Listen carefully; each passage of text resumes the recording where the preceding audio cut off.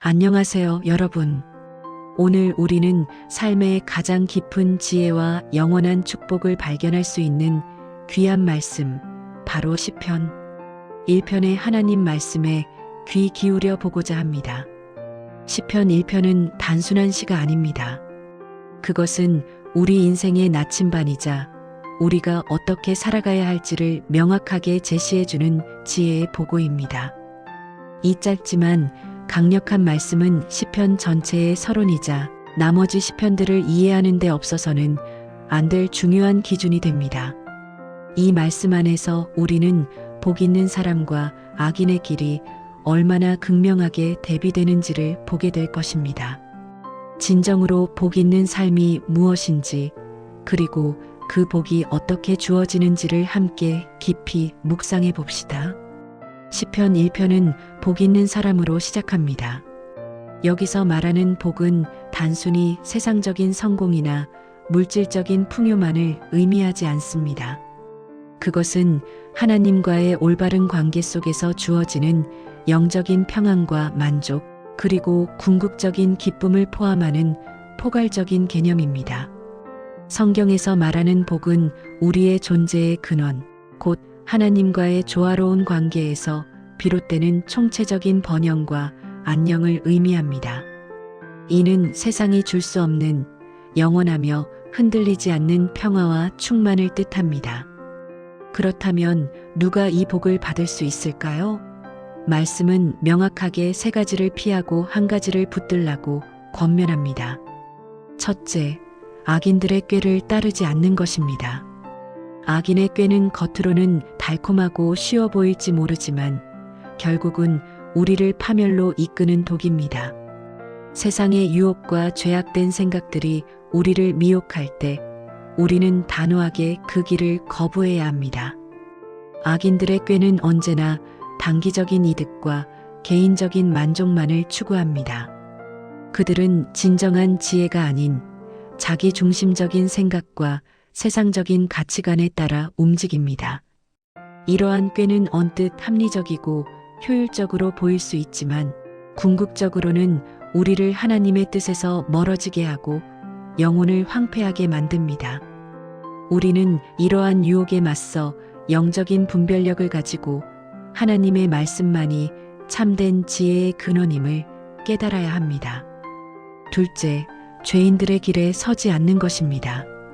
서다는 것은 단순히 한번 발을 들여놓는 것을 넘어 그 길에 머물며 동화되는 것을 의미합니다.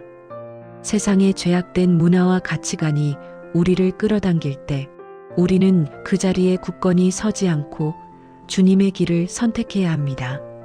죄인들의 길은 잠시의 쾌락을 줄지 모르지만 결국에는 우리 영혼을 병들게 하고 하나님과의 관계를 단절시킵니다. 죄인들의 길은 일반적으로 다수의 사람들이 따르는 길처럼 보일 수 있습니다. 세상의 흐름, 대중적인 의견, 유행하는 가치관 등은 종종 하나님의 뜻과 상충될 때가 많습니다. 이러한 길에 무심코 발을 디디는 것을 넘어 그 길에 익숙해지고 편안함을 느끼며 머물게 될 때 우리는 서서히 영적인 감각을 잃고 죄에 무감각해질 수 있습니다.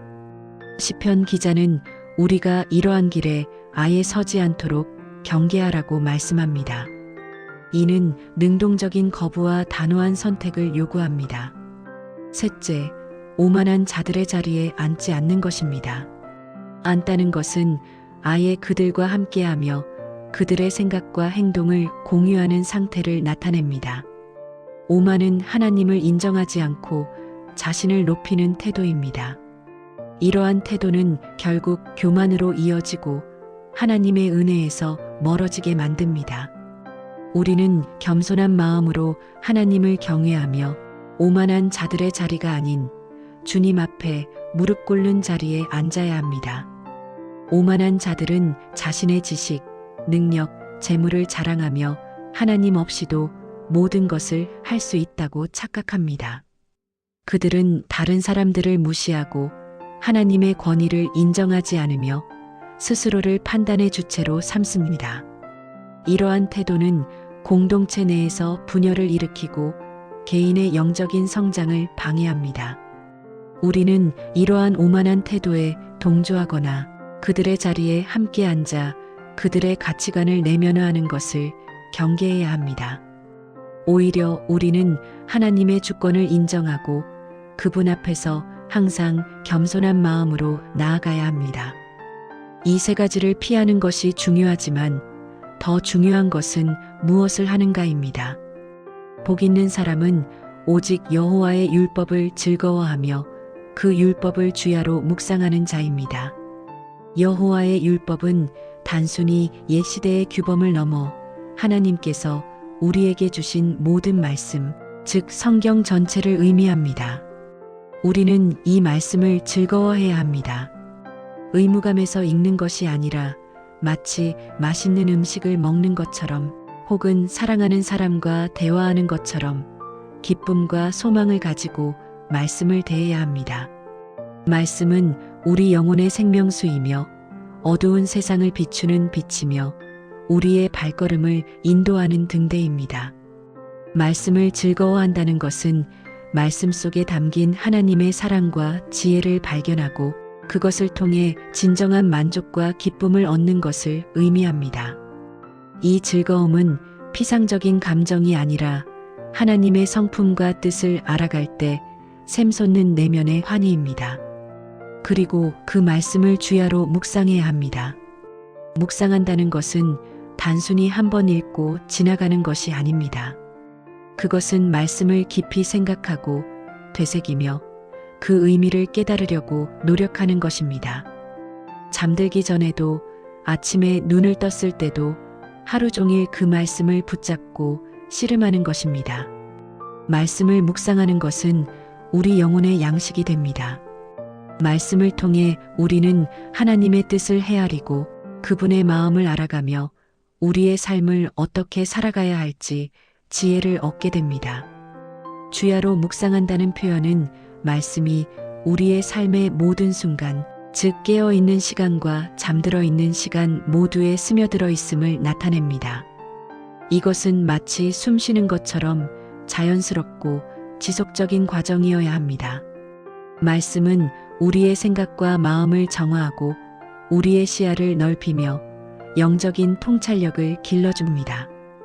묵상을 통해 우리는 말씀의 깊은 의미를 파고들고 그 말씀이 우리의 삶에 어떻게 적용될 수 있는지 구체적으로 고민하게 됩니다.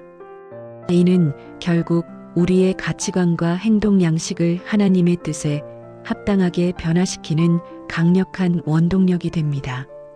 말씀을 묵상하는 것은 또한 하나님과의 친밀한 교제를 의미합니다. 말씀을 통해 하나님은 우리에게 말씀하시고 우리는 그분의 음성에 귀 기울이며 응답합니다. 이러한 영적인 대화는 우리를 더욱 성숙하게 만들고 어떠한 상황 속에서도 흔들리지 않는 믿음의 반석 위에 서게 합니다. 이러한 복 있는 사람의 삶은 시냇가에 심은 나무에 비유됩니다. 시냇가에 심은 나무는 물이 항상 공급되기 때문에 가뭄이 들어도 마르지 않습니다. 때가 되면 아름다운 열매를 맺고 그 잎사귀는 늘 푸르름을 유지합니다. 이처럼 하나님의 말씀을 주야로 묵상하는 사람은 영적인 생명수가 항상 공급되어 어떠한 시련과 고난 속에서도 흔들리지 않고 굳건히 서게 됩니다. 그는 철을 따라 아름다운 믿음의 열매를 맺고 그의 영혼은 언제나 푸르름을 잃지 않습니다. 시냇가에 심은 나무의 비유는 단순히 물이 풍부한 환경만을 의미하지 않습니다. 그것은 뿌리가 깊이 박혀 견고하게 자리 잡고 있음을 시사합니다. 말씀을 묵상하는 사람은 영적으로 깊은 뿌리를 내리게 되며 이는 세상의 어떠한 풍파나 유혹에도 흔들리지 않는 견고한 믿음의 토대가 됩니다. 비록 외부 환경이 메마르고 힘들더라도 그 내면에는 생명의 근원이신 하나님과의 연결을 통해 끊임없이 영적인 활력을 공급받게 되는 것입니다. 계절에 따라 열매를 맺는다는 것은 삶의 때를 기다릴 줄 아는 지혜와 인내를 상징합니다.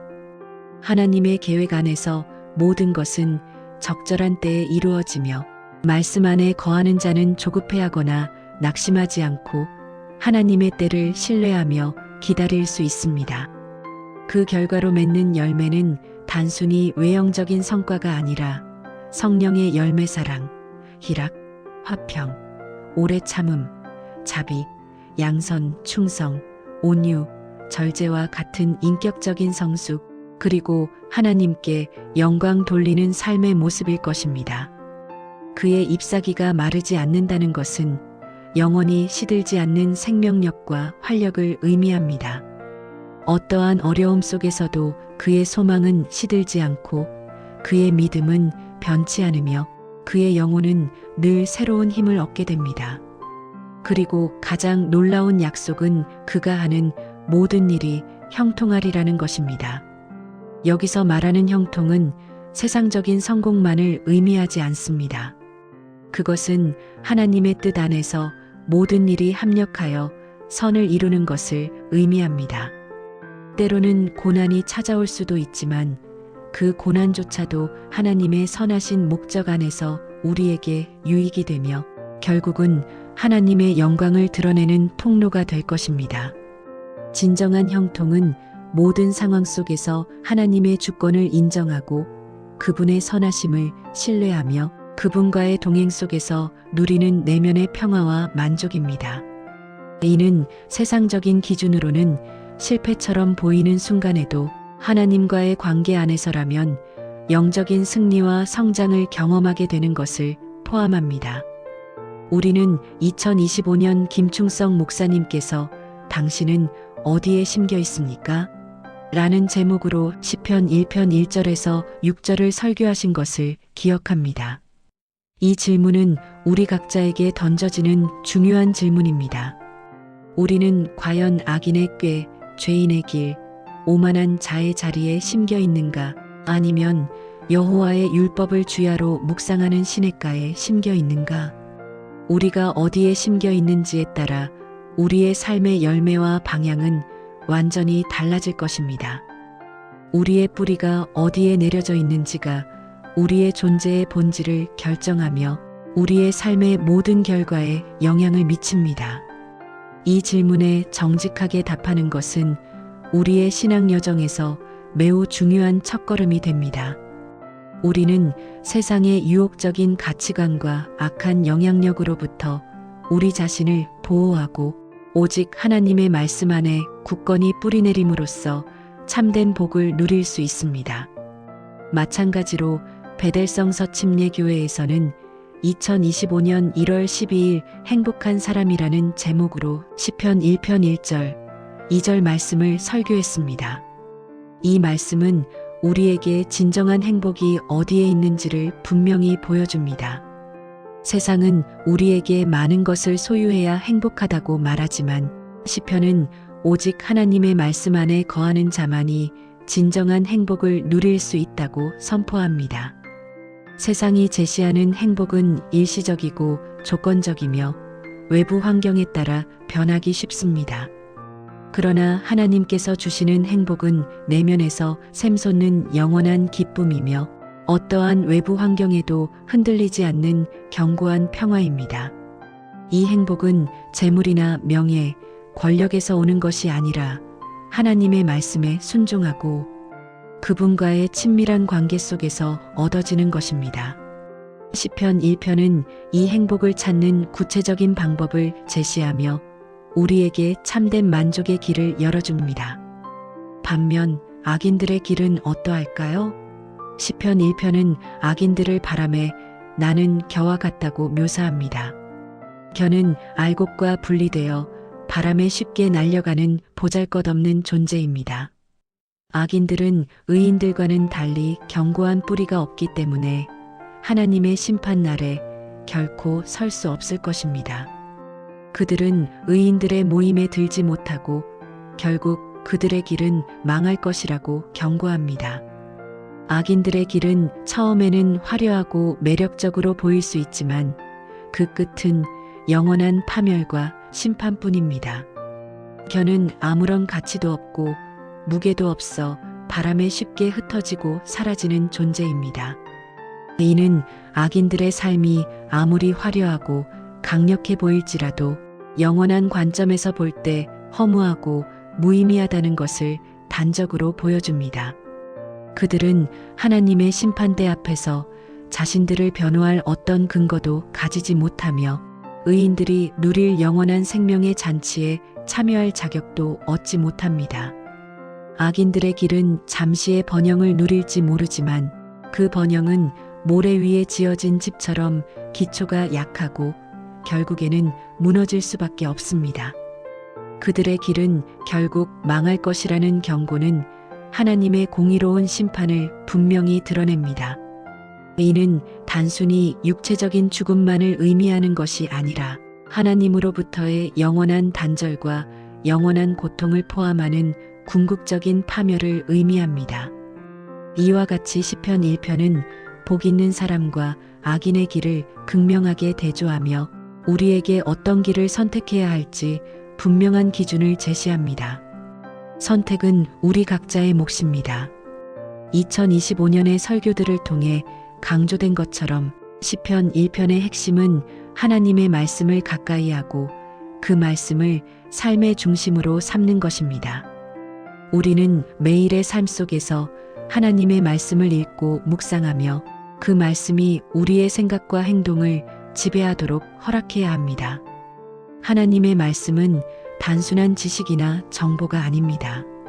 그것은 살아있고 운동력이 있는 하나님의 능력이며 우리의 영혼을 변화시키는 힘을 가지고 있습니다. 우리는 말씀을 통해 하나님의 성품을 배우고 그분의 뜻을 이해하며 우리의 삶의 모든 영역에서 그분의 인도하심을 받아야 합니다. 말씀을 가까이 한다는 것은 매일 정해진 시간을 정해 성경을 읽고 묵상하는 경건의 시간을 갖는 것뿐만 아니라 우리의 일상 속에서 항상 말씀을 기억하고 적용하려는 적극적인 노력을 포함합니다. 즉, 말씀이 우리의 생각과 마음, 언어와 행동의 기준이 되도록 하는 것입니다. 악한 영향력을 피하고 의인의 길을 따라야 합니다. 세상의 유혹과 죄악된 길에서 벗어나 오직 주님께서 기뻐하시는 길을 선택해야 합니다. 악한 영향력은 다양한 모습으로 우리에게 다가옵니다. 때로는 미디어의 형태로, 때로는 잘못된 친구 관계나 세상적인 가치관의 형태로 우리를 유혹합니다. 우리는 이러한 영향력에 대해 영적인 경각심을 가지고 단호하게 거부할 줄 알아야 합니다.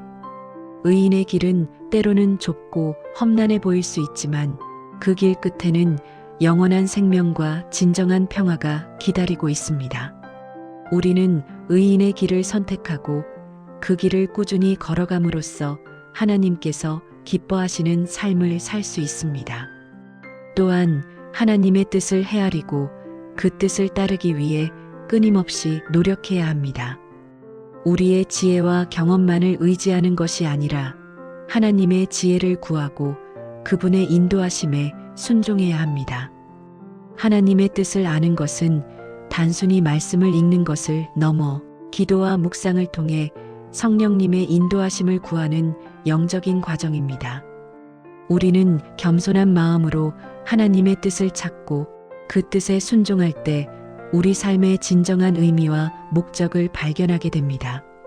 때로는 하나님의 뜻이 우리의 생각이나 계획과 다를 수 있지만 우리는 그분의 뜻이 언제나 가장 선하고 완전함을 신뢰해야 합니다.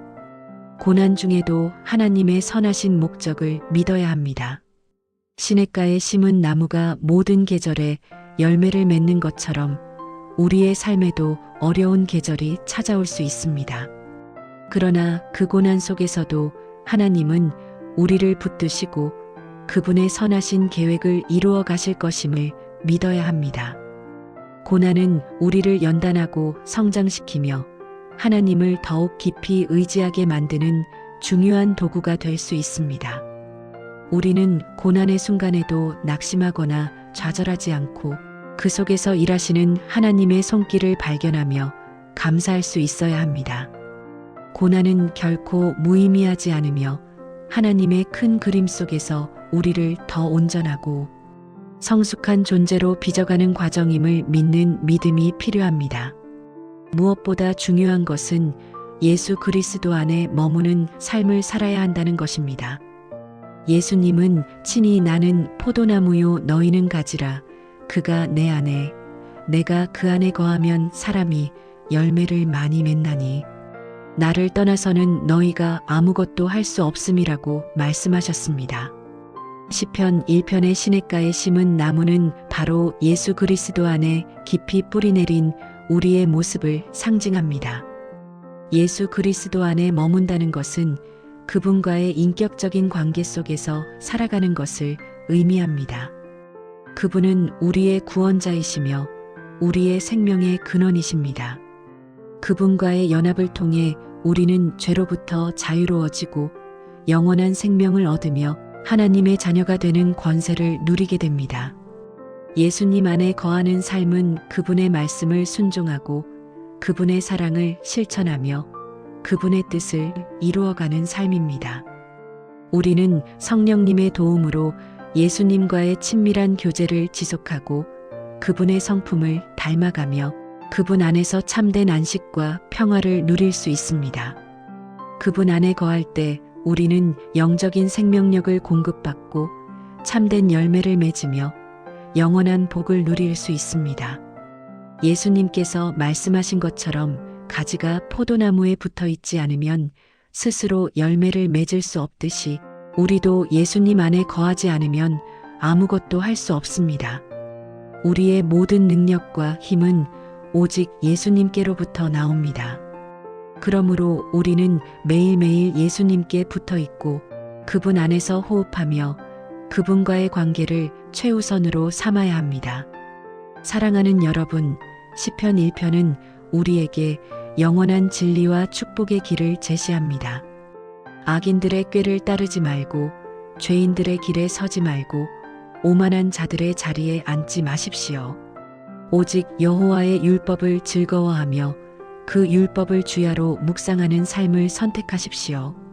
그리할 때 우리는 시냇가에 심은 나무처럼 견고하게 서서 때를 따라 아름다운 열매를 맺고 하는 모든 일이 형통하며 궁극적으로는 하나님께서 주시는 참된 복을 누리게 될 것입니다. 이 말씀이 여러분의 삶에 깊이 새겨져 매일매일 복 있는 사람으로 살아가시는 은혜가 넘치기를 간절히 축원합니다. 시편 1편의 말씀처럼 하나님의 말씀을 삶의 중심으로 삼고 그 말씀을 통해 주어지는 영적인 양분을 끊임없이 공급받으시길 바랍니다.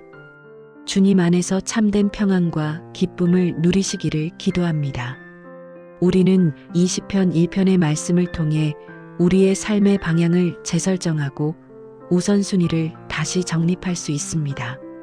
세상의 소리에 귀 기울이기보다 하나님의 음성에 더 민감하게 반응하고 세상의 유혹에 흔들리기보다 말씀 위에 굳건히 서는 훈련을 해야 합니다.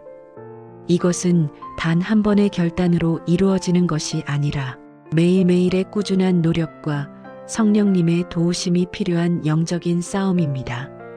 그러나 이 싸움은 결코 헛되지 않습니다. 말씀을 묵상하고 순종하는 삶은 우리에게 놀라운 보상을 가져다 줄 것입니다. 그것은 단순히 이 땅에서의 유익을 넘어 영원한 생명과 하나님의 나라에서 누릴 영광을 포함합니다. 복 있는 사람은 세상의 칭찬이나 인정에 연연하지 않고 오직 하나님께서 주시는 평안과 만족으로 충만합니다. 그의 삶은 다른 사람들에게 선한 영향력을 끼치며 하나님의 영광을 드러내는 통로가 됩니다. 이 귀한 시편 1편의 메시지를 마음에 깊이 새기고 오늘부터라도 말씀을 더욱 가까이 하며 살아가기로 결단하는 저와 여러분이 되기를 소망합니다. 우리의 남은 생애 동안 시냇가에 심은 나무처럼 늘 푸르며 아름다운 열매를 맺는 복된 인생이 되기를 주님의 이름으로 축복합니다.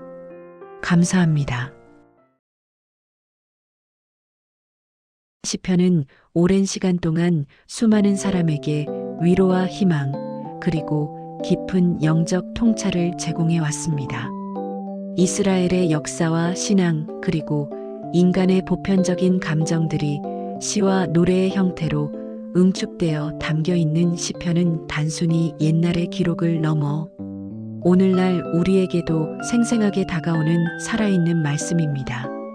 하지만 이 시편을 누가 기록했는지, 즉 시편 기자는 과연 누구인지에 대해 명확히 알고 있는 분은 많지 않을 겁니다. 오늘은 바로 이 시편 기자들에 대한 궁금증을 풀어보고자 합니다.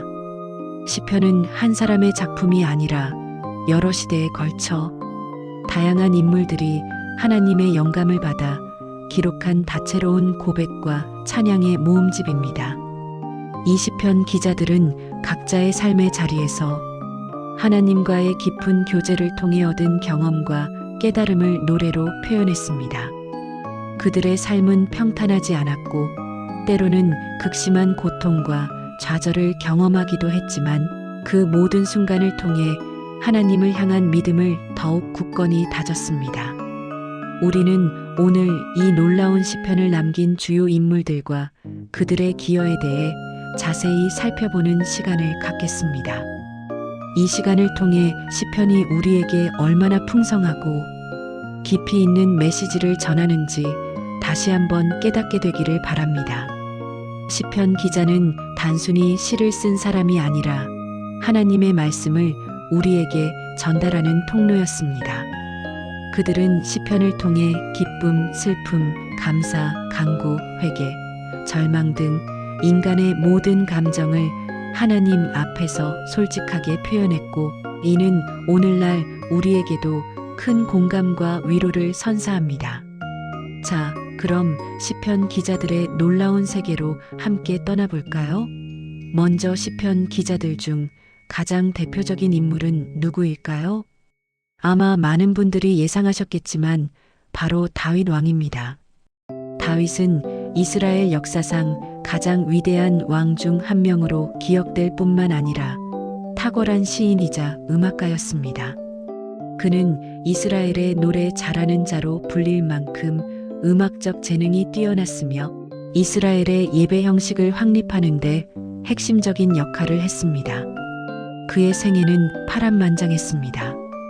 어린 시절 목동으로 시작하여 골리앗을 물리치고 민족의 영웅으로 떠올랐지만 사울 왕의 질투로 인해 오랜 기간 도피 생활을 해야 했습니다. 광야에서 생사의 위기를 넘나들었고 많은 동료를 잃기도 했습니다. 왕위에 오른 후에도 끊임없는 전쟁과 내분을 겪었고 밧세바와의 간음, 압살롬의 반역 등 개인적으로도 큰 죄와 아픔을 경험했습니다. 그러나 이 모든 역경과 고난 속에서도 그는 하나님을 향한 변함없는 믿음과 사랑을 보여주었습니다. 그의 삶의 여정 속에서 경험한 기쁨, 슬픔, 회개, 감사, 절규, 찬양 등 다양한 감정들이 시편에 고스란히 녹아 있습니다.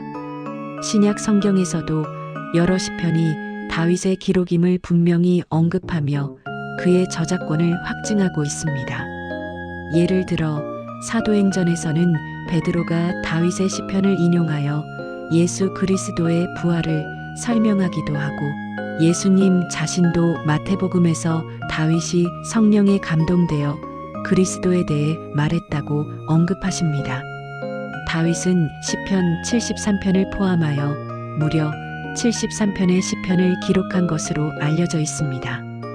그의 시편은 솔직하고 진솔한 고백으로 가득하며 고난 중에도 하나님을 신뢰하는 믿음과 하나님의 구원을 찬양하는 내용이 주를 이룹니다. 다윗의 시편은 우리에게 인생의 어려움 속에서도 하나님을 붙들고 의지할 때 얻게 되는 평안과 소망을 보여줍니다. 그의 시편은 또한 하나님의 공의와 인자하심, 그리고 언약의 신실하심을 끊임없이 찬양합니다. 죄의 무게에 짓눌려 통회하는 심정 시편 51편부터 원수들에게 둘러싸여 절규하는 간구 시편 22편, 그리고 하나님의 놀라운 창조 세계를 경탄하며 부르는 찬양 시편 19편에 이르기까지 다윗의 시편은 인간 영혼의 모든 스펙트럼을 담고 있습니다. 이처럼 다윗은 시편의 가장 많은 부분을 기록하며 후대 신앙인들에게 깊은 영적 유산을 남겼습니다. 그의 시편은 수천 년이 지난 오늘날까지도 우리의 영혼에 깊이 울려 퍼지며 하나님과의 관계를 더욱 풍성하게 만들어줍니다. 그러나 시편은 다윗 한 사람의 작품이 아닙니다. 다윗 외에도 수많은 다른 기자들이 하나님의 영감을 받아 시편을 기록했습니다. 이들 역시 각자의 삶의 자리에서 하나님과의 관계를 통해 얻은 귀한 깨달음을 시로 표현했습니다. 이 시편 기자들은 단순한 문학가가 아니라 하나님과의 깊은 관계 속에서 영적인 통찰력을 얻은 선지자적 인물들이었습니다. 그들은 하나님의 마음을 이해하고 그것을 인간의 언어로 풀어내어 우리에게 전달하는 신실한 메신저들이었습니다. 이제 다윗 외에 다른 주요 시편 기자들을 한 분 한 분 살펴보겠습니다. 먼저 아삽입니다. 아삽은 레위 지파 게르솜 자손으로 다윗 왕 시대의 성가대 지휘자로 활동했던 인물입니다. 그는 음악적 재능이 뛰어났을 뿐만 아니라 성견자라고 불릴 만큼 영적인 통찰력이 깊었던 사람입니다. 아삽은 시편 50편과 73편에서 83편까지 총 12편의 시편을 기록했습니다. 그의 시편은 주로 하나님의 공의와 심판, 그리고 이스라엘 백성의 죄악에 대한 경고를 담고 있는 경우가 많습니다. 그는 의로운 자들이 고통받고 악인들이 번성하는 세상의 불의를 목격하며 깊은 고뇌에 빠지기도 했습니다. 특히 시편 73편은 악인의 형통함 앞에서 의인이 겪는 고뇌와 시험, 그리고 성전에서 하나님의 뜻을 깨닫게 되는 과정을 솔직하게 그려내고 있습니다. 그는 악인들의 번영을 보며 발이 미끄러질 뻔했고 거의 넘어질 뻔했습니다. 그러나 하나님의 성전에 들어가 그들의 종말을 깨달았을 때 그는 비로소 참된 평안을 얻었습니다. 이는 오늘날에도 많은 신앙인들이 겪는 영적인 갈등에 깊은 공감을 불러일으킵니다. 아삽의 시편은 때로는 비통함과 절망을 표현하기도 하지만 결국에는 하나님의 주권과 선하심을 신뢰하며 찬양으로 마무리됩니다. 그의 시편은 하나님의 공의로운 통치와 이스라엘 역사를 통해 드러나는 하나님의 일하심을 강조하며 우리에게 신앙의 본질적인 문제에 대한 깊이 있는 질문을 던집니다. 다음으로 고라의 아들들입니다. 고라의 아들들은 시편 42편, 44편부터 47편까지 49편, 84편, 85편, 88편 등 총 11편의 시편을 기록했습니다. 이들은 레위 지파에 속한 성전 문지기 또는 성가대원이었습니다. 그들의 조상인 고라가 모세와 아론에게 반역했다가 멸망당했던 비극적인 과거를 가지고 있음에도 불구하고 그 후손들은 겸손하게 성전 봉사자로 헌신했습니다. 그들의 시편은 주로 하나님의 성전을 사모하고 하나님께 나아가기를 갈망하는 내용이 많습니다. 예를 들어 시편 42편은 목마른 사슴이 시냇물을 찾듯이 하나님을 갈망하는 심정을 아름답게 묘사하고 있습니다. 영혼의 깊은 갈증을 하나님으로 채우고자 하는 간절한 소망이 담겨 있습니다. 시편 84편은 하나님의 집에 거하는 복과 그곳에서의 예배를 향한 깊은 사랑을 표현합니다.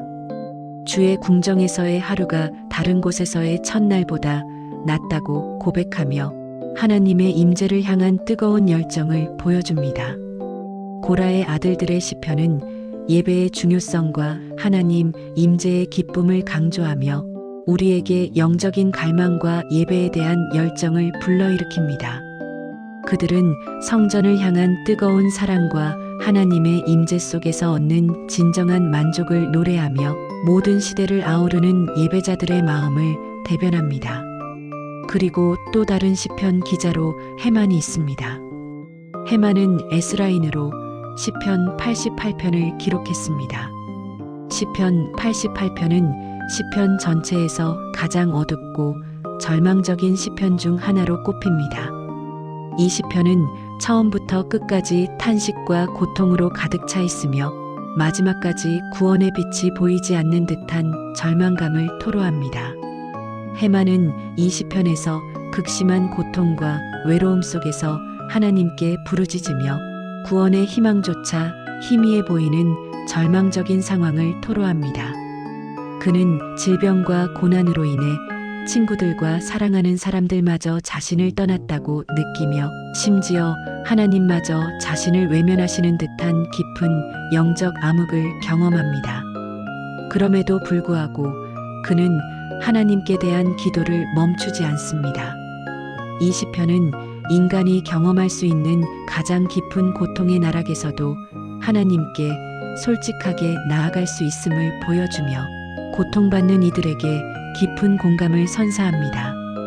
이는 우리의 믿음이 항상 기쁨과 승리만을 경험하는 것이 아니라 때로는 깊은 슬픔과 고통 속에서도 하나님을 찾고 부르짖는 것임을 일깨워줍니다. 이어서 에단 역시 시편 기자입니다. 에단은 에스라 사람으로 시편 89편을 기록했습니다. 에단의 시편은 하나님의 신실한 언약과 다윗 왕조에 대한 약속을 찬양합니다.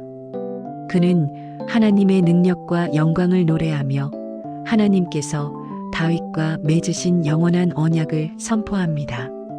그러나 동시에 하나님의 백성이 겪는 고난과 어려움 속에서 하나님의 약속이 과연 어떻게 성취될 것인지에 대한 의문을 제기하기도 합니다. 이 시편은 강력한 찬양으로 시작하여 이스라엘의 패배와 수치 속에서 하나님의 언약이 과연 유효한지에 대한 깊은 탄식으로 전환됩니다. 이 시편은 하나님의 언약에 대한 깊은 신뢰와 함께 현실적인 어려움 속에서의 고민을 담고 있어 신앙인들이 겪는 복합적인 감정을 잘 나타내줍니다. 하나님을 향한 굳건한 믿음과 동시에 인간적인 의심과 좌절을 솔직하게 드러내는 에단의 시편은 우리의 신앙 여정에서 마주하는 도전들을 대변합니다. 다음으로 지혜의 왕 솔로몬도 시편 기자 중 한 명입니다. 솔로몬은 시편 72편과 127편을 기록했습니다. 시편 72편은 왕의 통치와 공의에 대한 기도로 이상적인 왕의 모습을 묘사하며 하나님의 지혜로 통치하기를 간구하는 내용입니다. 이 시편은 왕이 가난한 자와 궁핍한 자를 구원하고 압제하는 자를 꺾으며 공의와 평화를 이 땅에 가져오기를 소망하는 메시지를 담고 있습니다. 이는 단순한 인간 왕의 통치를 넘어 장차 오실 메시아 왕국의 평화와 정의를 예표하는 깊은 의미를 지닙니다. 시편 127편은 하나님의 축복 없이는 집을 세우고 자녀를 기르는 모든 노력이 헛되다는 지혜로운 교훈을 담고 있습니다. 여호와께서 집을 세우지 아니하시면 세우는 자의 수고가 헛되다고 말하며 모든 삶의 노력이 하나님의 은혜 안에서 이루어져야 함을 강조합니다. 솔로몬의 시편은 하나님의 주권과 지혜로운 삶의 중요성을 강조하며 우리의 삶이 하나님의 손 안에 있음을 일깨워줍니다. 그의 시편은 인간의 노력과 지혜가 하나님의 뜻 아래 있을 때 진정한 가치와 의미를 가질 수 있음을 보여줍니다. 그리고 이스라엘의 위대한 지도자 모세 또한 시편을 기록했습니다. 모세는 시편 90편을 기록한 것으로 알려져 있습니다. 시편 90편은 인간의 연약함과 유한함, 그리고 영원하신 하나님의 위대함을 대비시키는 내용입니다. 모세는 이스라엘 백성과 함께 광야에서 40년간을 보내며 인간 생명의 덧없음과 하나님의 영원성을 깊이 체험했습니다. 그는 이 시편을 통해 인생의 덧없음을 고백하며 지혜로운 마음을 얻어 영원한 하나님의 뜻을 따르기를 간구합니다. 우리의 인생이 마치 꿈 같고 아침에 돋아나는 풀과 같아서 저녁에는 시들어 마른다고 노래합니다.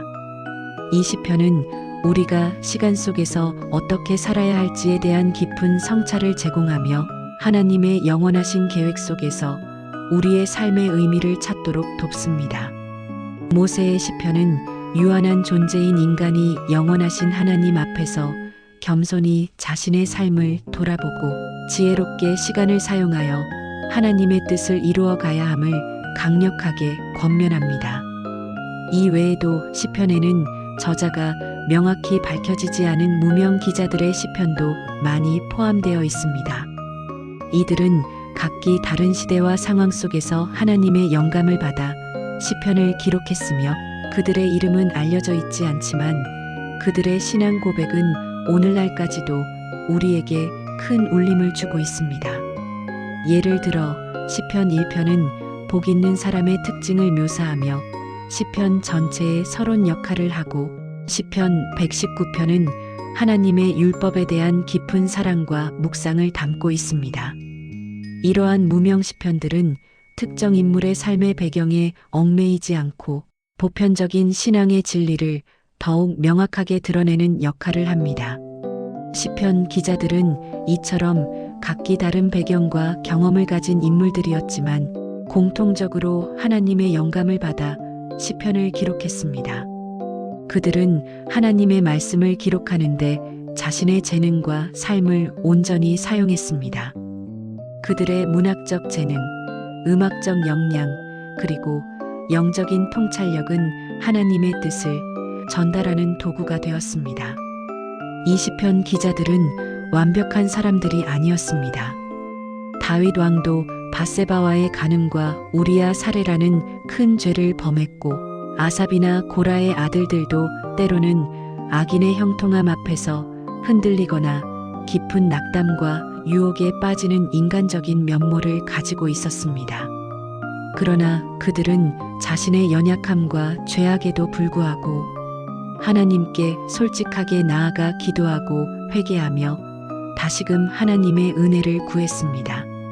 그들은 자신의 모든 감정과 상황을 하나님 앞에서 숨기지 않고 드러냈으며 이러한 진솔함이 바로 시편의 가장 큰 매력 중 하나입니다. 시편은 이처럼 인간의 기쁨, 슬픔, 고난, 회개, 감사, 깡구, 절망, 희망 등 헤아릴 수 없이 다양한 인간 경험을 반영하고 있습니다. 시편을 읽다 보면 우리는 그 안에서 우리 자신의 모습과 감정을 발견하게 됩니다. 기쁠 때는 시편의 찬양에 동참하여 함께 하나님을 높이고 슬플 때는 시편의 탄식 속에서 깊은 위로와 공감을 얻습니다. 고통스러울 때는 시편 기자의 간구를 통해 하나님께 나아갈 용기를 얻고 감사할 때는 시편의 감사를 통해 우리의 마음을 표현하게 됩니다. 시편은 단순히 과거의 기록이 아니라 시대를 초월하여 오늘날 우리에게도 살아있는 말씀으로 다가옵니다. 가장 늦게 기록된 시편 중 하나인 시편 137편은 바벨론 포로 시대인 주전 586년에서 538년 사이에 쓰인 것으로 추정됩니다. 이 시편은 포로 생활의 고통과 상실감, 그리고 예루살렘을 향한 처절한 그리움을 노래하고 있습니다. 바벨론 강가에 앉아 시온을 기억하며 눈물 흘리던 이스라엘 백성들의 비통한 심정이 생생하게 묘사되어 있습니다. 이처럼 시편은 이스라엘 역사 가운데 1000년이 넘는 긴 기간 동안 여러 다른 저자들에 의해 기록되었습니다. 이는 이스라엘 민족의 흥망성쇠, 기쁨과 슬픔, 순종과 불순종의 모든 역사를 관통하는 영적인 일기장과도 같습니다. 그리고 이러한 방대한 분량의 시편들은 포로 시대가 끝나갈 무렵인 주전 537년경에 무명의 편집자에 의해 모아지고 편집되어 오늘날 우리가 아는 시편 150편의 형태로 완성된 것으로 보입니다. 이 편집자는 단순히 시들을 모으는 것을 넘어 시편 전체의 흐름과 주제, 그리고 영적인 메시지를 고려하여 배열했을 것입니다. 그 결과 시편은 단순한 시 모음집이 아니라 구원의 역사와 신앙의 여정, 그리고 하나님과의 관계에 대한 총체적인 계시를 담고 있는 하나의 유기적인 책이 되었습니다. 시편 기자들은 시대와 장소를 초월하여 하나님의 뜻을 이해하고 표현하는데 자신의 모든 것을 바쳤습니다. 그들의 시편은 오늘날에도 전 세계 수많은 사람들에게 영적인 양식이 되고 있습니다. 우리는 시편 기자들의 삶과 고백을 통해 하나님과의 깊은 관계를 맺는 법, 고난 속에서도 소망을 잃지 않는 법, 그리고 모든 상황 속에서 하나님을 찬양하는 법을 배우게 됩니다. 시편은 우리에게 하나님은 어떤 분이시며 우리가 그분 앞에서 어떻게 살아야 하는지를 끊임없이 가르쳐 줍니다. 우리에게 믿음의 본을 보이고 삶의 다양한 순간에 하나님을 어떻게 경험하고 반응해야 하는지를 보여주는 소중한 안내서입니다.